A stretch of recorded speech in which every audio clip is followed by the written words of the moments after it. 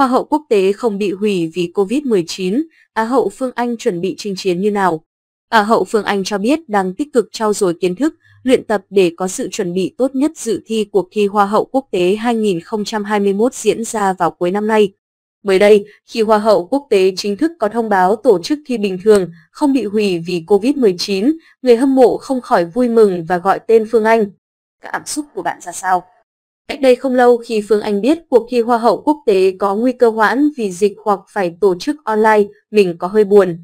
Vì với Phương Anh đây là một cơ hội rất thú vị cho bản thân có những trải nghiệm học hỏi văn hóa nước Nhật và kinh nghiệm ở một cuộc thi với quy mô quốc tế. Thật may mắn là cuộc thi vẫn tổ chức bình thường và Phương Anh đang sử dụng khoảng thời gian ảnh hưởng bởi Covid-19 này ở nhà để trau dồi thêm tiếng Nhật, cách ứng xử và rèn luyện hình thể. Bạn chuẩn bị cho cuộc thi sắp tới thế nào để không phụ sự kỳ vọng của người hâm mộ? Ngoài việc trau dồi những kỹ năng cần thiết cho cuộc thi, hiện tại Phương Anh cùng ekip đang lên ý tưởng cho trang phục dân tộc và đầm dạ hội. Bên cạnh đó, ekip cũng muốn mình có thêm những bộ hình thể hiện tính cách bản thân và tiệm cận với tiêu chí cuộc thi.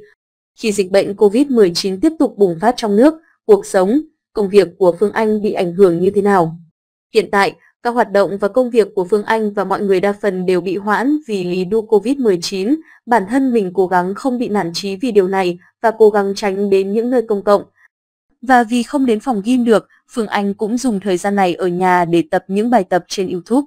Bạn làm gì để bảo vệ sức khỏe của bản thân, gia đình và những người xung quanh? Phương Anh cùng gia đình tuân theo nguyên tắc 5K.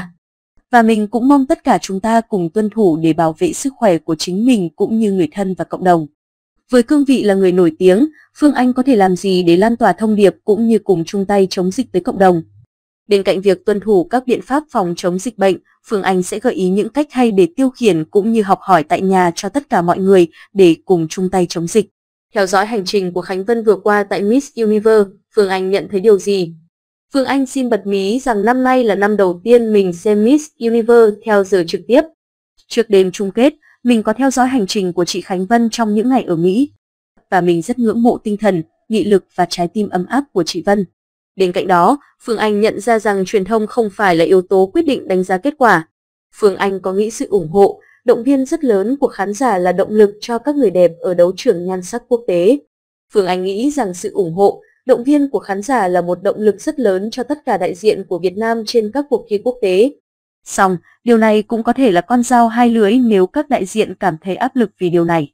Học được từ chính Ngọc Thảo và chị Vân, Phương Anh nghĩ gần tới khoảng thời gian thi, Phương Anh sẽ hạn chế đọc trực tiếp những bình luận của khán giả về mình để tránh bị lung lay.